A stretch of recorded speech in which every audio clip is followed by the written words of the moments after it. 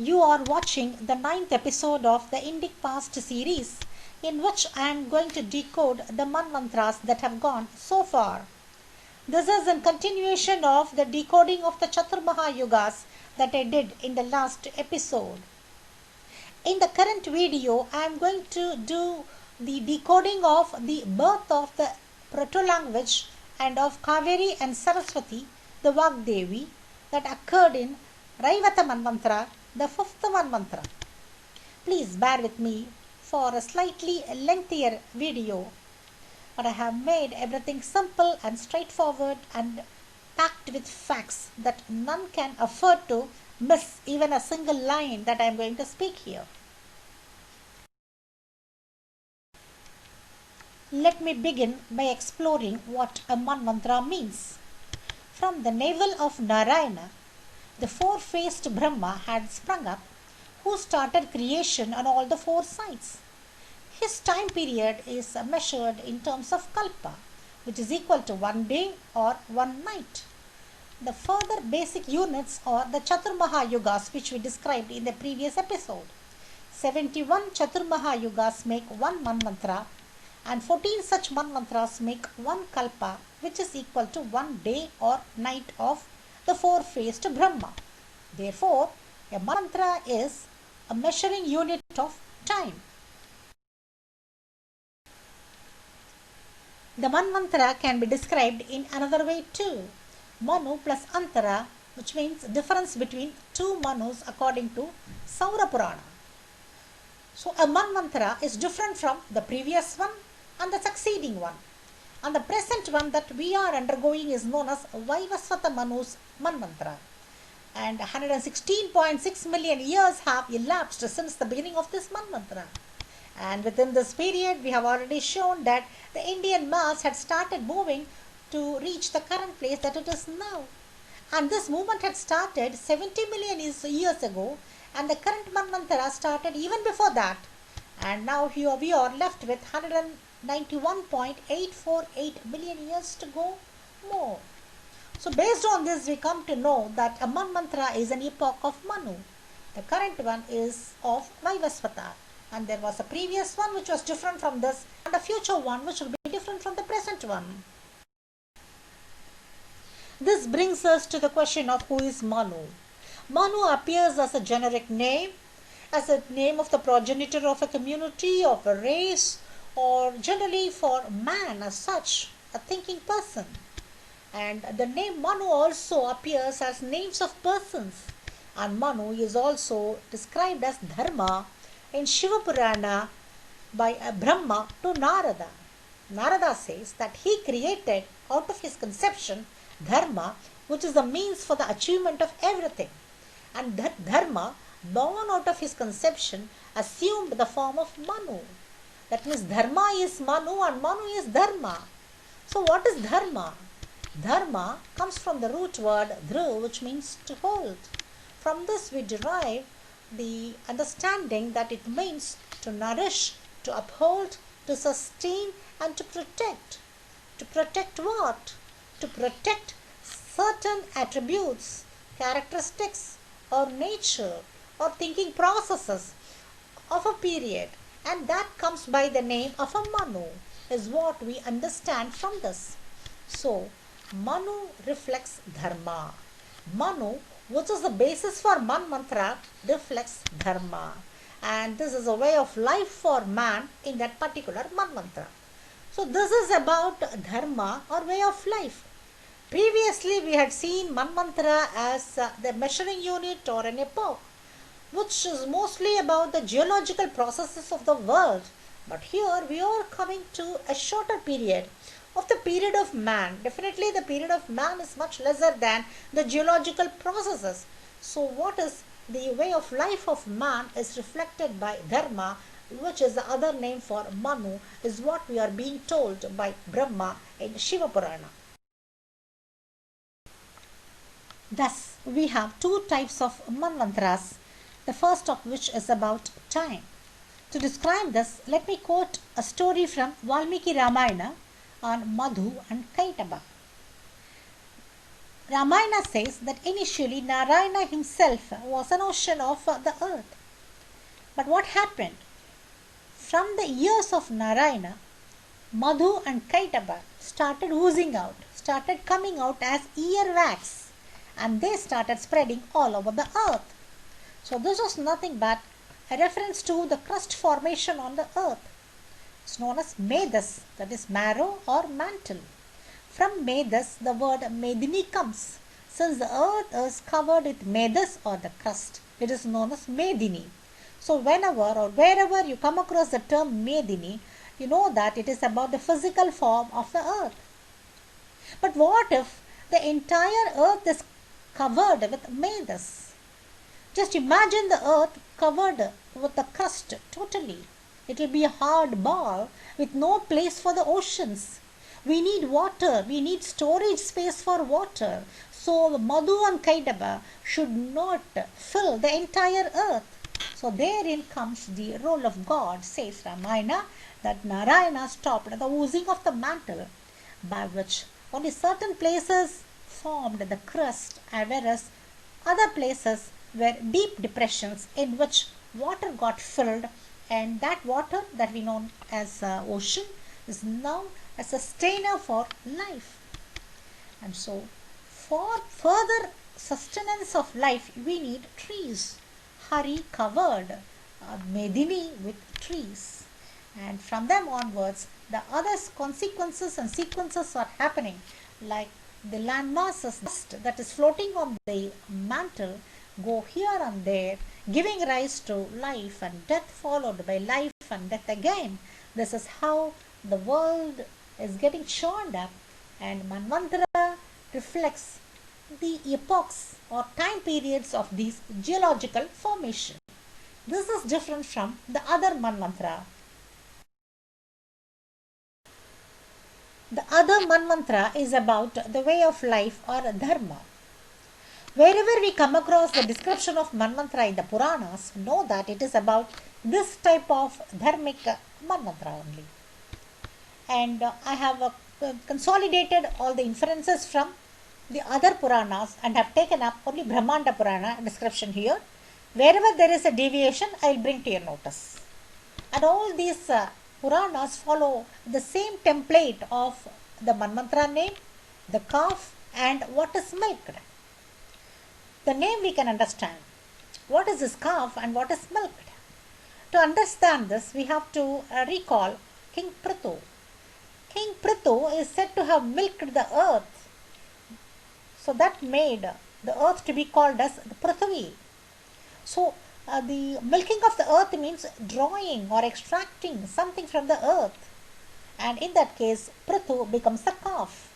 The calf draws milk from the cow. Here the cow is the earth and calf is the beneficiary or the person who extracts the benefits.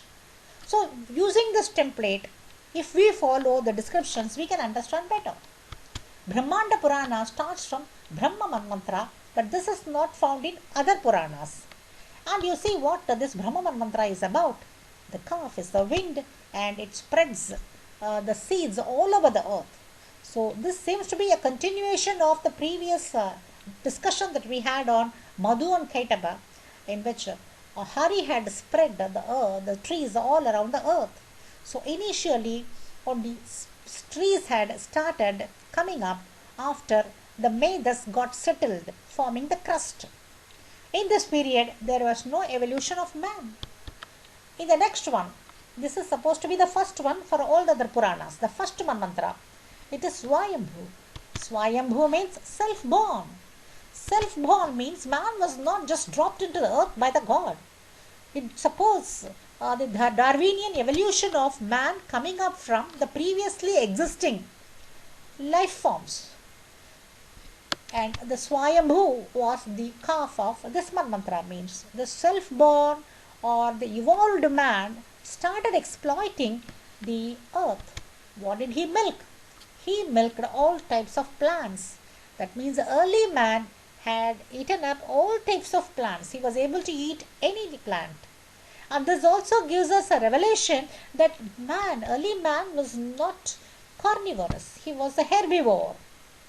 Even the recent scientific revelations show that the jaw and the teeth and the alimentary canal, the digestive system of man supports only herbivorous life, not carnivorous life. But this is against the concept of the Western scientists who think that the early man had eaten meat. That is all aberrations. But in all, generally, the early man or the Swayambhu or the self-born man was a herbivore or not a carnivore, is what is being made out from this Swayambhu Manvantara milking. An important event that occurred during the Swayambhu Manvantara is the marriage of Swayambhu's daughter with Kardama. Who was Kardama? It's known from the Rigvedic Sri Suktam. कर्दमेन प्रजाभूता मयि संभव कर्दम श्रियं वासय मे कुले मातरं पद्ममालिनी. The Rigvedic Rishi invites Kardama to his house. Let Kardama come and stay with us. And let Kardama also bring his mother, Sri or Lakshmi, with us so that we will be very rich. So what is this Kardama? It's not about a person. Even though a rishi is named Kardama, the Kardama being referred to here as the husband of Swayambhu's daughter is something else. To know this, we should refer to Valmiki Ramayana, in which Jatayu tells Rama about the creation of the world. The first creation was Kardama, says Jatayu. Kardama means mud. So, Swayambhu Manu, the first man who evolved from the pre-existing living organisms, who had access to the many plants on the earth and who started eating the plants, had access to mud also. So what did he do with the mud? That is Kardama. Is known from the next verse of Sri Suktam. It says, Apashrajand snigdhani chiklita vasame grihe Nicha devim mataram shriyam vasaya me kule. From apa, water, chiklida comes, that is moisture. So Kardama, apa and chiklida, let all of them come to my house. Let them all stay with me. By staying here, let them all bring their mother, that is Lakshmi, to my house, so that I will be wealthy. So from this we know, Kardama is mud, chiklida is moisture, and both together will appear like this. So this is the basic ingredient for making anything from pots to furniture to your house for dwelling. So the early man, the Swayambhu Manu, had started learning the art of making pottery, making use of the mud which is moist, is what we know, understand from this. This is known as the age of clay, which according to Western researchers started only around 10,000 BCE in Mesopotamia. Whereas the Indic history shows that very long ago, maybe lakhs of years ago, when the first man had come into being, soon after he had come into being, he started learning the use of mud and moisture. But what do we think nowadays? The early man started with the Stone Age only, from Paleolithic. Even before he started breaking the stones from the hills, from the rocks, and making tools out of it, he had access to mud. And using that mud, he had created so many things that made his life comfortable, by which we say he was prosperous. Swayambhu Manu was prosperous. So the age of clay had started very much before even the Paleolithic age, we should say, which science is not yet aware, but only the Indic history shows that. Now, looking at the world map, I am showing here a band around the equator where you can see Southeast Asia where there is moisture. The dark green patch shows the rainfall areas. Similarly, in South America also the dark green patch areas are the rainfall regions. So only in these regions man had access to both mud and moisture, whereas not in other places. Definitely not in Mesopotamia or in Europe, which the Aryan invasion theorists want us to believe, as though the use of clay also originated there. Impossible to happen, because this map is about how the world looked during and before the Ice Age. At that time, only around the equator we had the presence of moisture. We can see the presence of moisture. Only in these regions, the Swayambhu Manu could have developed the taking of mixing mud with the water and then making too many things that made his life comfortable. The next Manvantara was Swarachisha, and the calf was Swarachisha, which means self-shining. So what made man to be named as self-shining? It comes to be known from what he milked. He milked food grains. So until then, he was eating whatever that he was able to see around himself. But now he knows the uses of different parts of the plant. And he knows particularly that food grains are good. So where do food grains play a part? They are very important for health and medicine. So the early seeds of health consciousness and medicine, perhaps Ayurveda, started in Swarachisha Manvantara itself, we can say. And he was self-shining because he has understood, realized, started thinking, started researching at that time itself. And then from there he further went on up to Uttama, superior level. And in this, the calf was Deva Bhuja, and what was milked was crops. So this is something fantastic because he has started cultivation. Cultivation means there was a settled life. There was not much external threat from animals. And even if there was an external threat from animals, he knows how to handle that. Not only that, he knows about the natural forces, about sunshine, about rainfall, when they become beneficial, when they can be expected. So he has started watching time, the year, month or whatever, when the sun comes, when it just goes off, when the sunshine is very high, when it is helpful for the crops. All these he has understood. That is perhaps why the calf of this Manvantara was known as the hand of Deva. He would have thought about divinity in that case. That is, things are beyond his control. Hand of Deva comes when things are beyond man's control. The sun and the rainfall are all beyond his control, and he knows to track them, and he has prayed for them to come in time. And when he was able to reap the benefits, he has definitely thanked them back. So the first seeds of offering, the first to produce to nature or gods must have started in Uttama Manvantara. That's why it's Uttama Manvantara it is. Today we can say that we are also offering the first food, but not realizing what it really means. But ask the man of the Uttama Manvantara, he knows what it means. How he has waited for the benefits from the God, from the divinity, and how he has thanked them when things have gone well for him. But what do the Western researchers say? According to them, the first cultivation started around 8000 BCE, and that started in Jericho, in Middle East. See, these places started getting sunshine only after 9000 or 8000 BCE.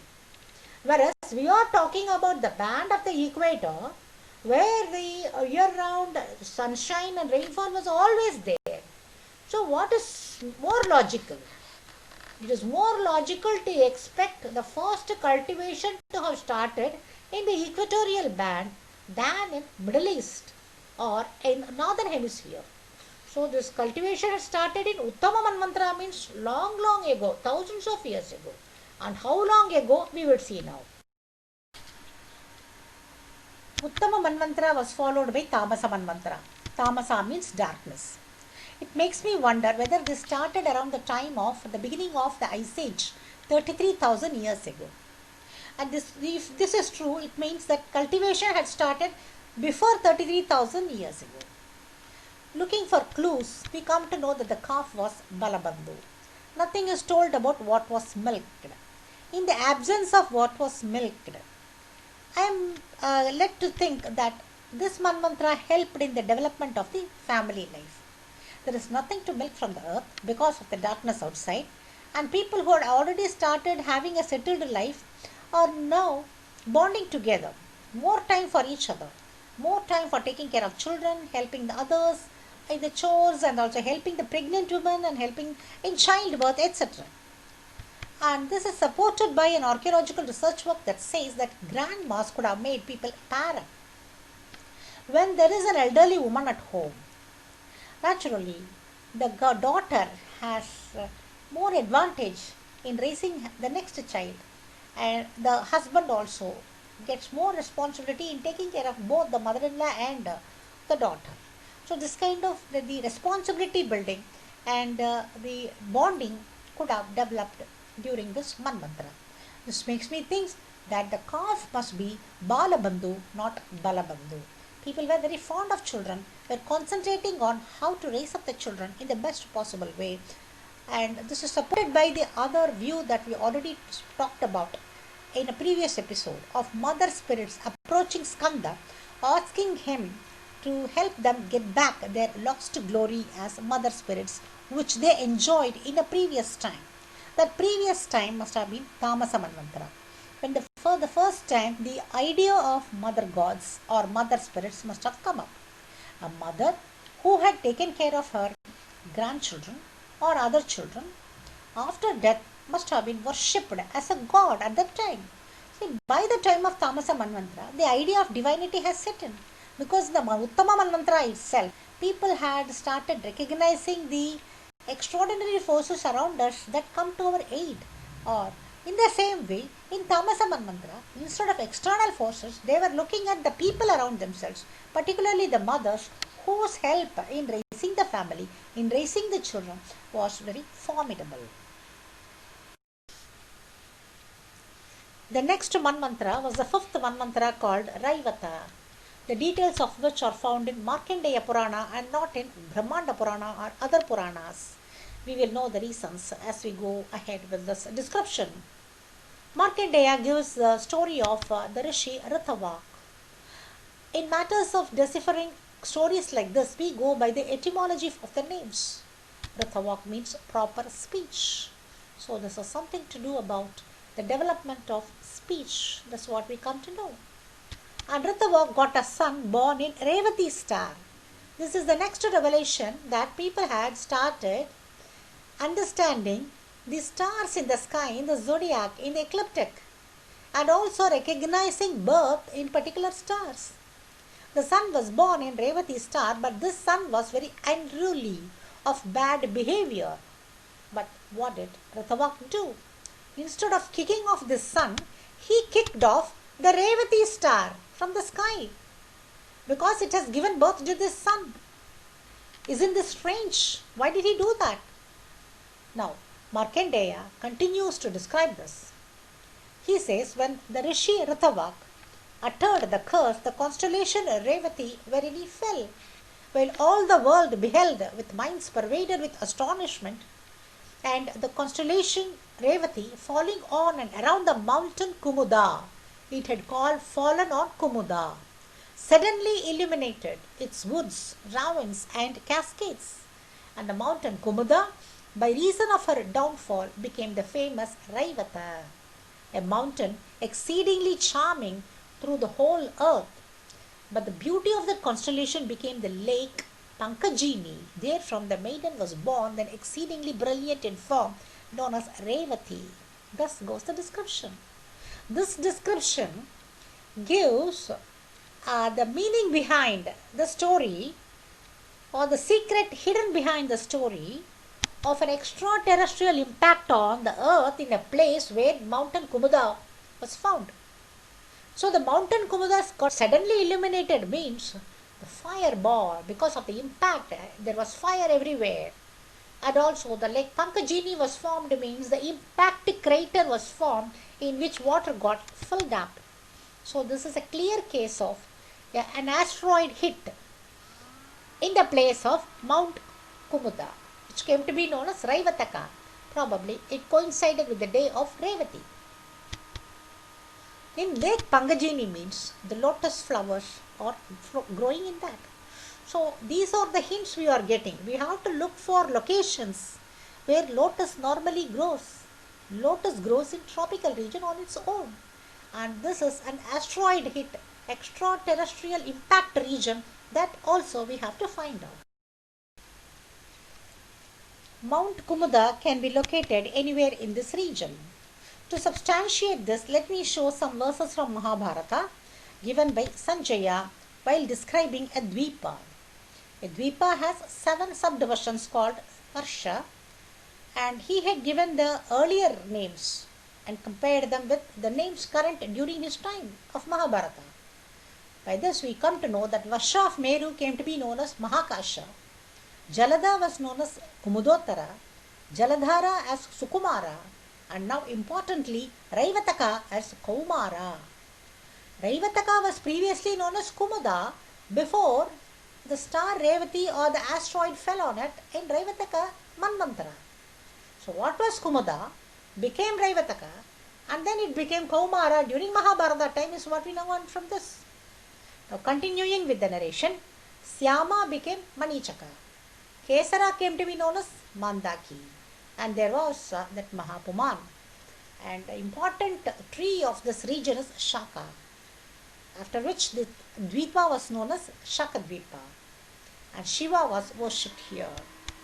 And the Raivataka Kaumara connection makes it clear that this is a reference to the location of Kumuda, and which could not be in the place of Gujarat where a mountain called Raivataka is there, because Jaladhara and then Kaumara, all these are associated with a region around the ocean or surrounded by the ocean, which was not part of India at that time.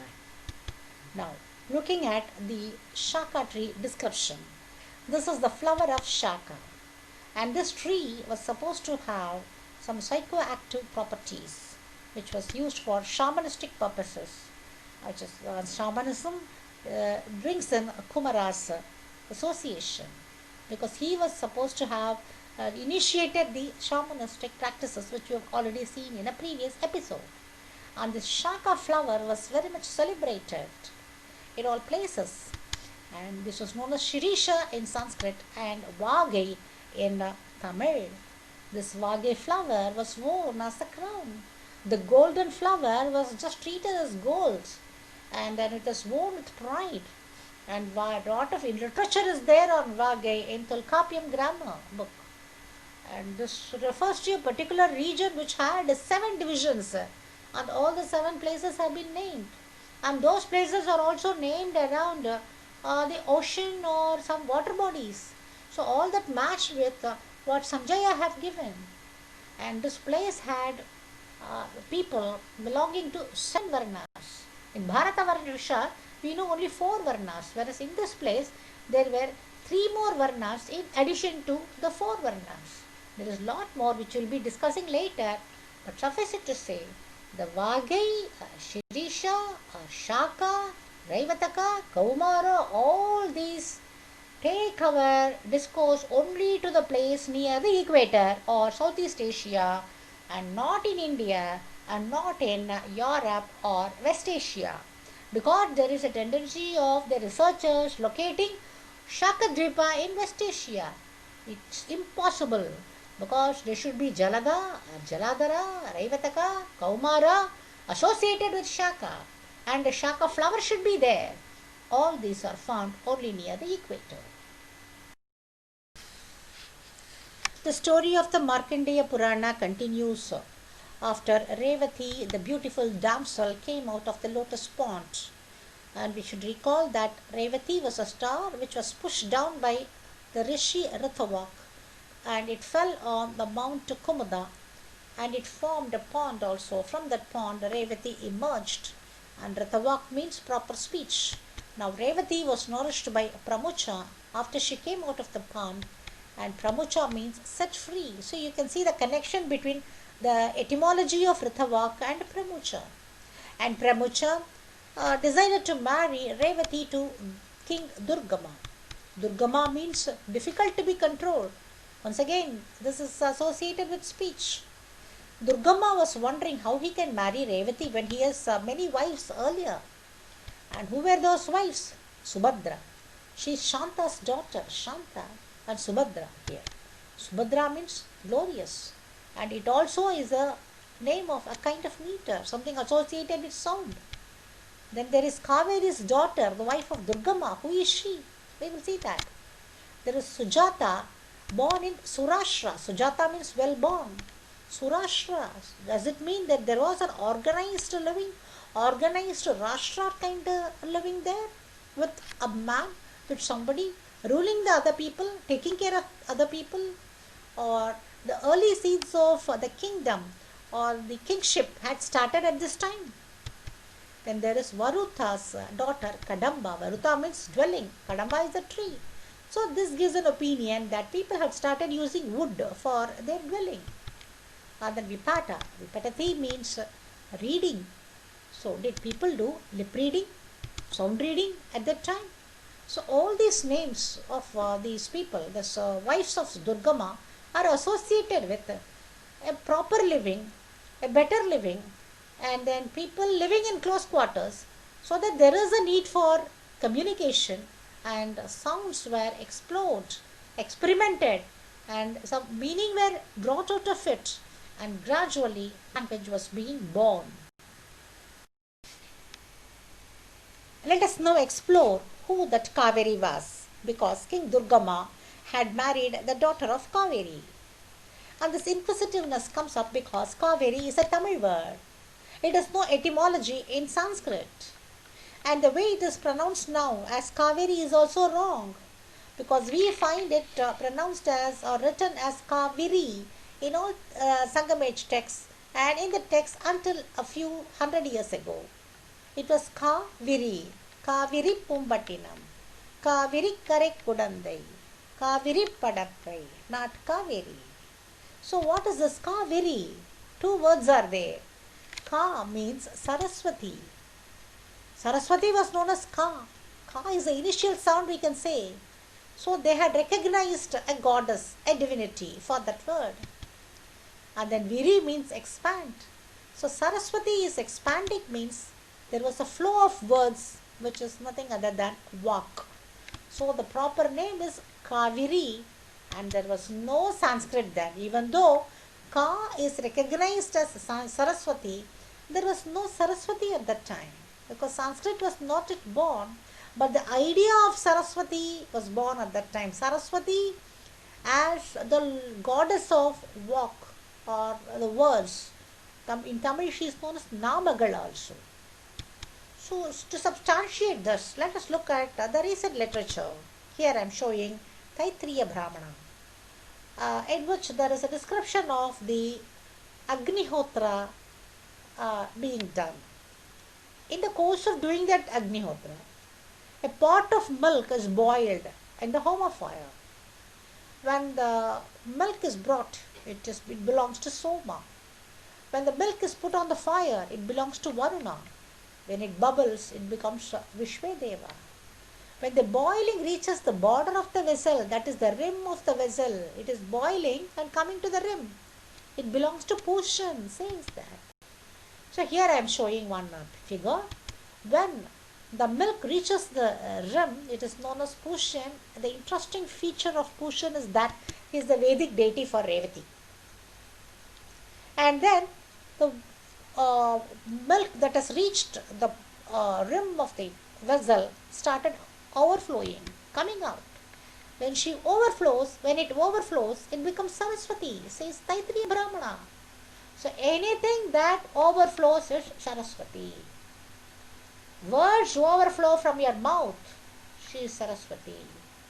Water overflows from a saras or a pond, then she is Saraswati.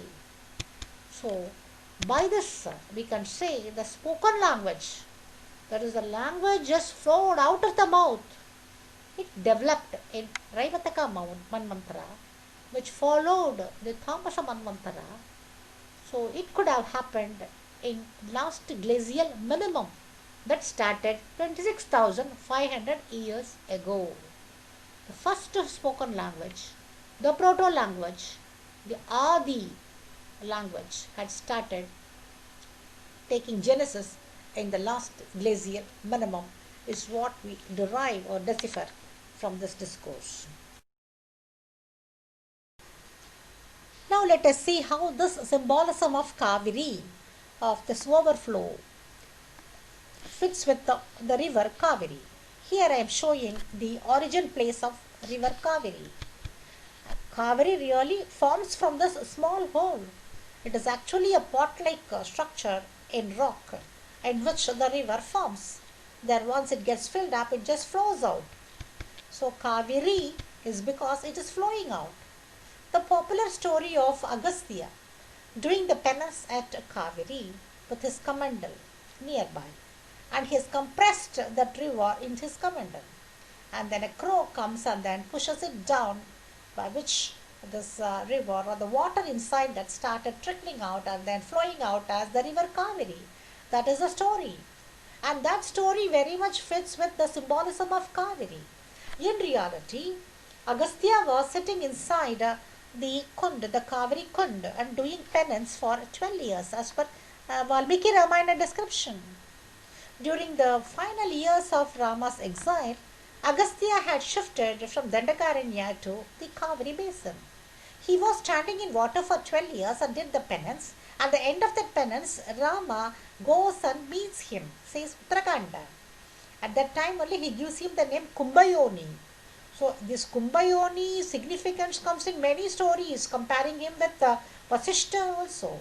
But all those are later born connections, because the original symbolism is there in Kaveri Kund, where he did the penance. Why did he do the penance? Because that was the time the first Sangam age came to an end due to a sea flood, and the second Sangam or Kavatam was inaugurated. Then Agastya felt the need to go and revive the literary tradition there, the Sangam tradition there. So for that sake, he prepared himself by doing the penance in Kaveri Kund. See, Kaveri stands for walk coming out of one's mouth.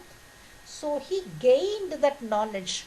He gained that the power of walk of in Tamil by doing the penance in that Kaveri. So after doing that, he just had this Kaveri river flowing out, and further descriptions are coming in Tamil text of Manimegalai. So the entire symbolism of Kaveri very much fits with water flowing out. And water flowing out is something like walk flowing out of the mouth. That is why Saraswati is equated with that.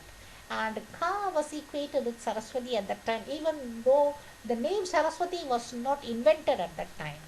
So what we are seeing is this Saraswati, when she flows out of the she is Saraswati. When she flows out of the mouth, she is walk. And this also gives a revelation that the river Saraswati must have formed from a saras and not from glacier. In Mahabharata, Balarama went in search of the origin of river Saraswati and reached Yamunotri. That was a glacier. That was in a later period when the Saraswati was lost and Yamuna had taken its course towards the glacier. Whereas Saraswati river as such could have formed only from a saras. That etymology we should keep in mind. The significance we should keep in mind while deciphering the issues related to Saraswati.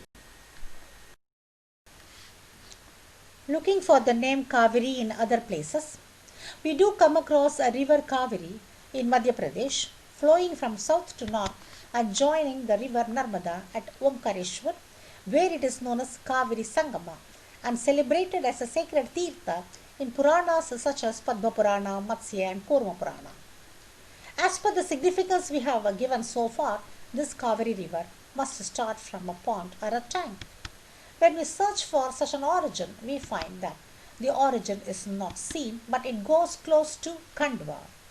The Google map shows that this river just goes up to Khandwa, but goes underneath, under the ground, as it comes near Khandwa, with many settlements having sprung up there.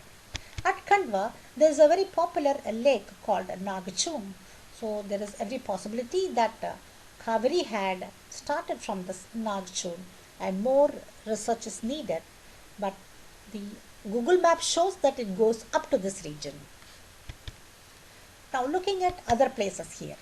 This is Bhimbetka, where man had lived 50,000 years ago, and this stretch between Hoshangabad and Narsinghpur was inhabited by people 2 lakhs years ago.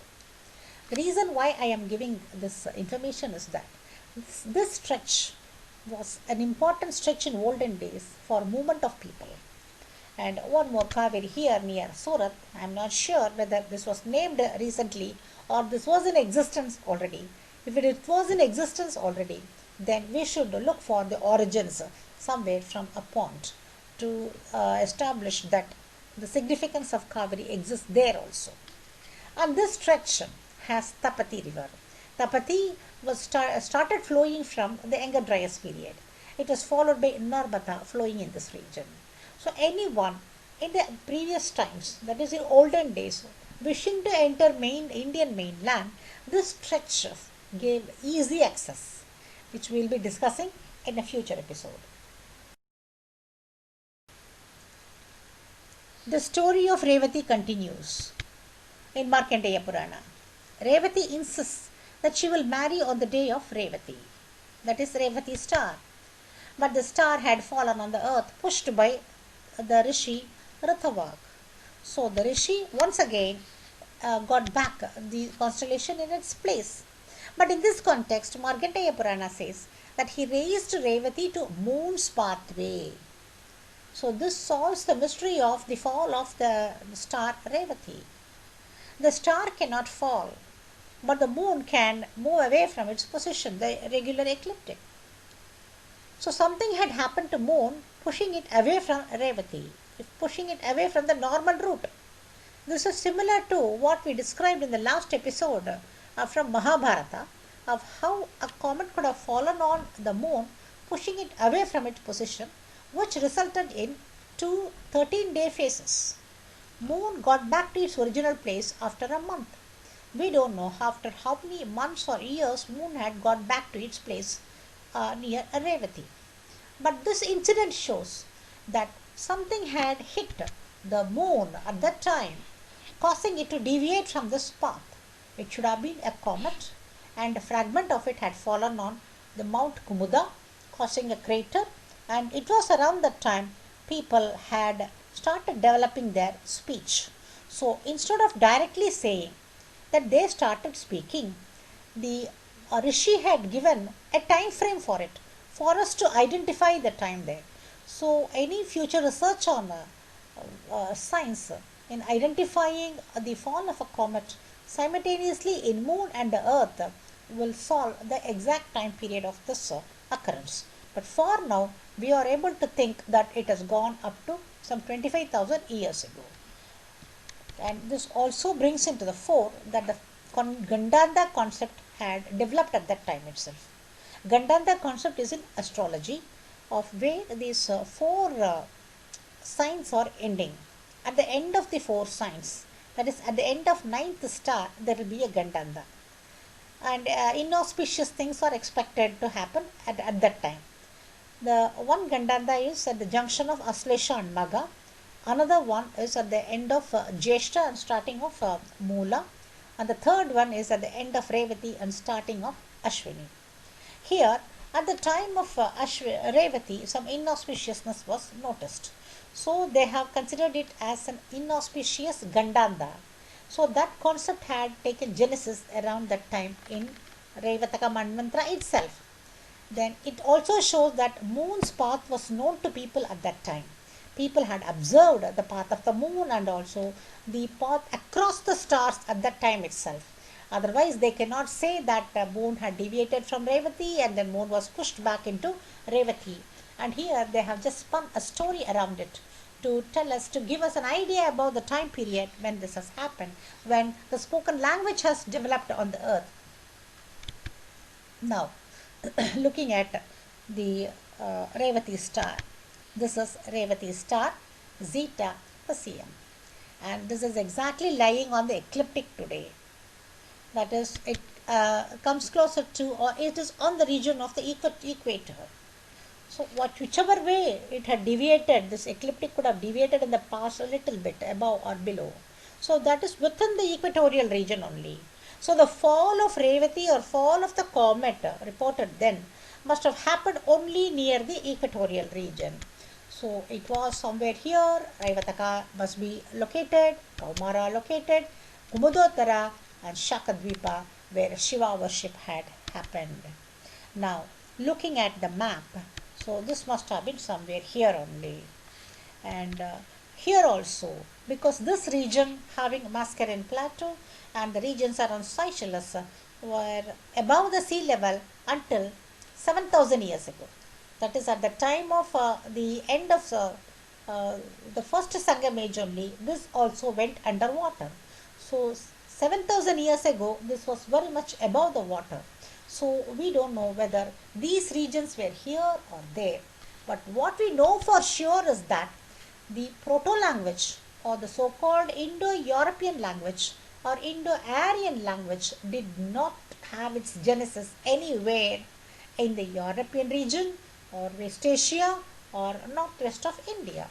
Definitely, this proto-language had its genesis somewhere in the equatorial region, most probably in this area or near Mascarene Plateau. Markandeya Purana continues to narrate the marriage of Revati and Durgama and a son born to them. He was Raivata and the Manvantara was named after him. Since it is a Manvantara of certain dharma, we can understand that this is about a time of speech, birth of speech and propagation of speech, spread of speech among the people. Interestingly, the main Puranas such as Brahmanda Purana and Vayu Purana do not make a mention about Raivata Manvantara. Instead, they talk about Charishtava Manvantara, which is an equivalent of Raivata Manvantara. Is it the same as Raivata Manvantara? When we are looking at the root word of Charishtava, it is Charishnu, which could mean movement, moving, or locomotion. So, these two Puranas are giving some extra information on some movement. Until then, people had stayed in that place. If we recall, in Uttama Manvantara and in the Tamasa Manvantara, people were sort of huddled together. They had not moved out. Now, with the birth of Raivata Manvantara and with the birth of speech, people have also found out the means of locomotion, of moving around. They might have discovered some ways and means of moving on land or on water also. The possibility exists there. So, the description of the Brahmanda Purana and Vayu Purana gives us an extra information of locomotion having been discovered at that time. And locomotion or movement could also be about speech, or that was the way these two Puranas had expressed the flow of words, the communication, that we are not so sure. But in all, we can say that this Raivata Manvantara, also known as Charishtava Manvantara, was the time people started migrating to different places, and also with them speech also had gone to different places. So when speech has gone to different places, that means it undergoes changes in the newer place. Or when the speech had left the place of its birth and gone to faraway places, naturally there will be a kind of degradation or a regeneration or a change in the way that speech is spoken, and it will be different from how it was originally. So this kind of an information we can decipher from these two types of Puranas. Now, we will be wondering why this difference is noticed between Markandeya Purana and Brahmanda Purana. I can think of one example to understand this. Earlier, we were talking about the birth of Skanda, and we are able to see that Skanda was mostly associated with Southeast Asian regions. The Tarakavada, the slaying of Tarakasura was done only in Southeast Asian regions, not in India. But what happened? The sages, even Vishwamitra, had associated Skanda with the Himalayas, the birth of Kartikeya with the Himalayas. So there was a shift from Southeast Asia to India when people had migrated from Southeast Asia to India. So they have taken along with them the story, and they have associated the new places with that story. That is how we have seen the birth of Puranic literature, which is different from the original one, and that which we are able to extract from the Purana itself. Now, the same idea we can see here. Raivata Manvantara is the original one. The Raivata Manvantara saw the birth of the proto-language, whereas in course of time, after people have moved over to the Indian land mass, the olden story might have been forgotten, or it would have been retained only in parts. And that is how the Puranic version of Charishtava Manvantara must have come into being, about some movement. A movement of what? Movement of speech, movement of the people, it could be anything. After the birth and development of the proto-language, a new dharma or new manvantara had come into place. That was the sixth manvantara called Chakshusha Manvantara. By the name Chakshusha, we come to know that it is something about seeing, vision, eye, either inward eye or external or outward eye. And we are getting enough clues on what really happened and why this was known as the Chakshusha Manvantara. First, let me introduce the person Dhruva. The story of Dhruva had taken place only in Chakshusha Manvantara.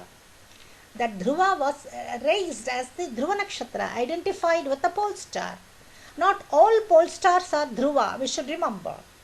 Our Puranas mention only one star as Dhruva Nakshatra and have given different names for the other nakshatras, other pole stars. In all, there are only 3 pole stars mentioned in the Puranas. Of them, Dhruva is one which was shining, which was pivotal, which was central, such that the other pole stars also revolve around that. That is how it has been told. We will be discussing later in the series now.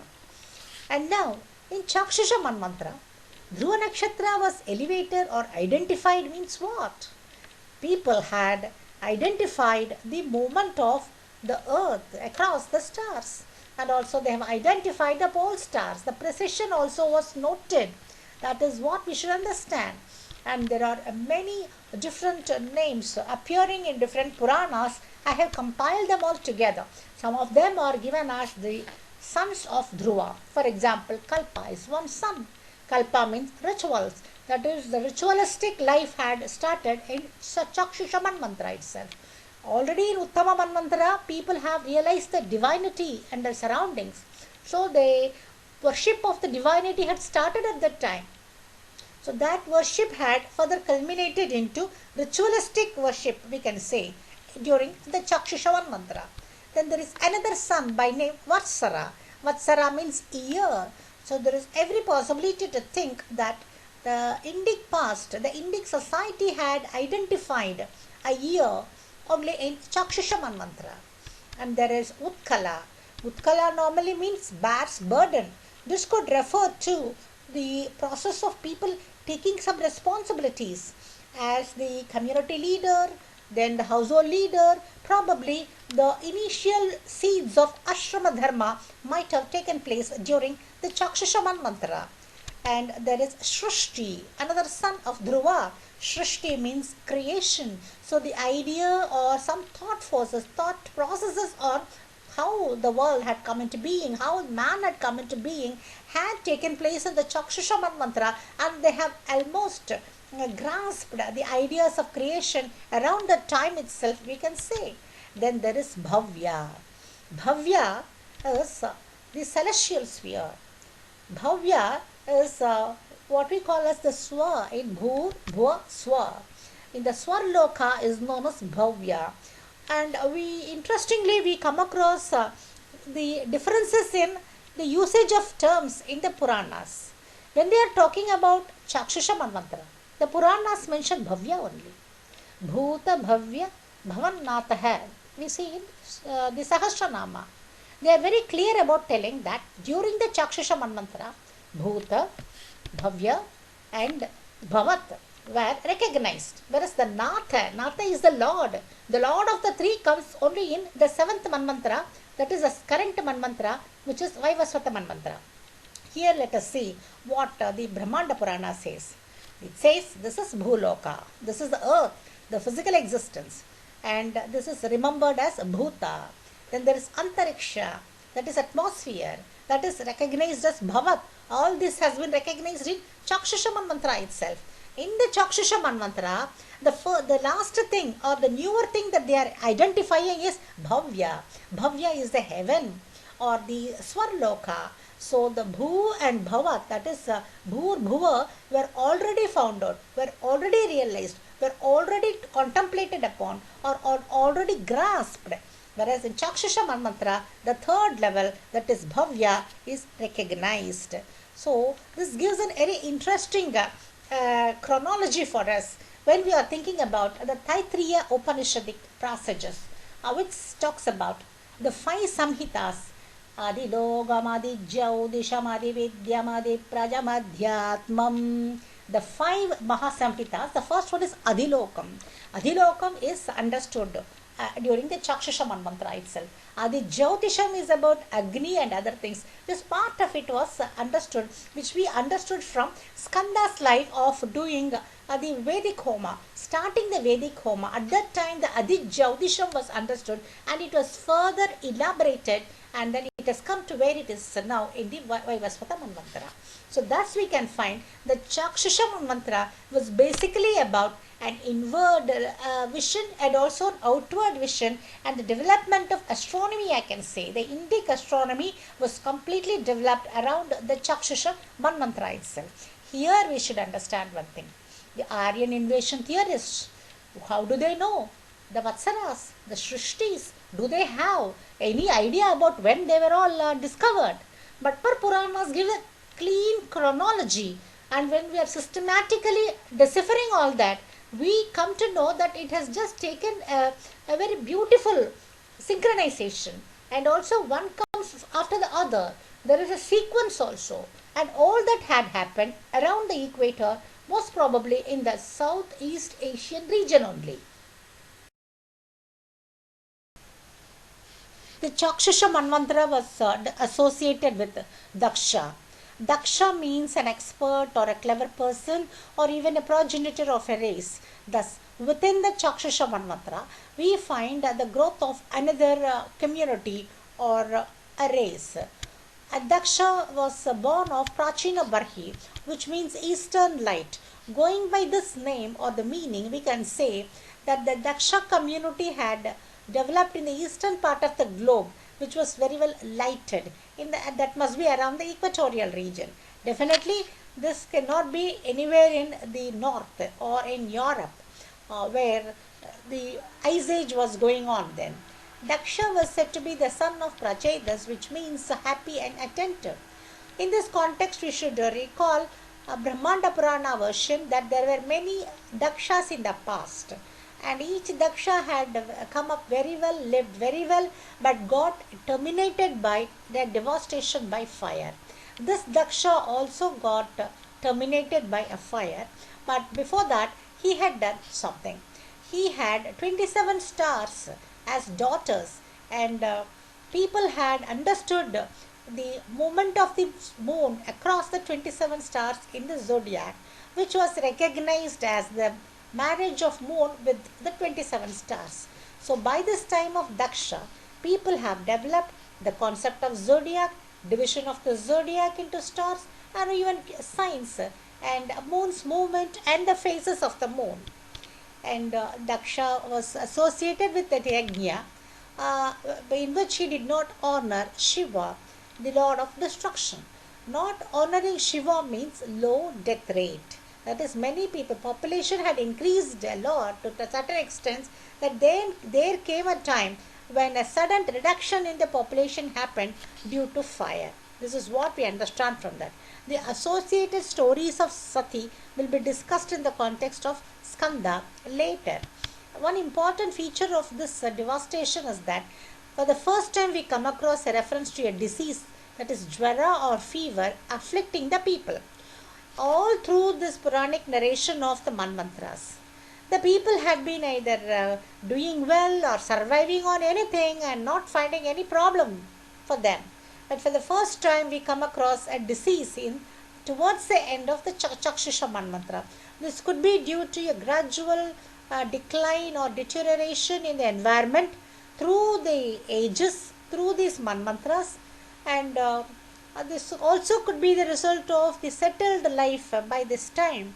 A settled life means pollution of the atmosphere, which if not controlled would lead to the diseases. And it was after this period Skanda has come into being, and by then the Chakshusha Manvantara was coming to an end, which we already discussed as the period of younger Dryas that occurred 12,000 years ago. An important feature of Skanda's time is that the zodiac which was developed during Daksha's time was redesigned by him by dropping Abhijit and including Kritika. And the inclusion of Kritika star will be discussed in future episode, because that contains some secret which we'll be discussing later.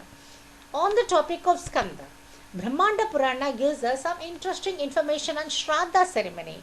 It is about the ancestral oblations for the departed ancestors. So by the time of Skanda, the Shraddha ceremonies had come into place in some form, not necessarily in the way that we are doing today, but in some other form. The Shraddha idea had come into place and people had started offering the oblations to departed people. This could have started in the Tamasa Manvantara itself, of Balabandhu, of mother spirits, and people recognizing the role of the departed people in their life. So the Shraddha ceremony, while talking on the Shraddha ceremony, the Brahmanda Purana says that Skanda was able to see how the oblations reach the people, the departed people, in whichever form they were there. It is now said that the oblations given to the departed person will reach as the food in whichever form they were. That they might have taken a rebirth, but in that birth they will be receiving the food. That is what is being told now. So that concept was developed by Skanda, who was able to see the astral movement by his divine eyes. So he was endowed with the divine eyes, means he was able to see the movement of spirits and ghosts and those astral entities, and probably because of that he was able to devise ways and means to control them or to protect people from any problematic effects from them by means of this shamanistic activities. With this, we are coming to the end of the description of the Manvantras that have gone by so far. That is the 6 Manvantras. And Skanda lived during the end of the Chakshusha Manvantara. And before that, there was Raivataka Manvantara. And there was this Vaivasvata Manvantara that came after Skanda's time, which is continuing now. We are living in that Manvantara one day. We will be discussing that separately when we are talking about the entry of Manu into Indian mainland. See, within this period, within the current Manvantara of this dharmic scale, we come across the Kali Mahayuga that started 5000 years ago at the exit of Krishna. Before that, there was the Dwapara Mahayuga, and all these come under the epoch of Vaivasvata Manvantara at the time scale, the larger time scale. That is, we are running the 7th Manvantara of Vaivasvata, running into lakhs of years, in which we are in the 28th Mahayuga, in which Kali Mahayuga is running. But within this period, there are many Manvantaras coming and going. Presently, we are in Vaivasvata Manvantara, and we have gone through the 6 Manvantaras that have gone by before this time. The Manvantara scale that is a matter of concern for us is about the way of life or dharma. And this has the Chaturmaha Yuga found in the smaller scale of dharma. When dharma is the deciding feature, we find that 4 parts of dharma are in Krita Yuga, 3 parts of dharma in Treta Yuga, 2 parts in Dwapara Yuga, and 1 part in Kali Yuga. And all these come under what you call the 5-year Yuga scale, which we will be discussing in the next part. Please stay with us.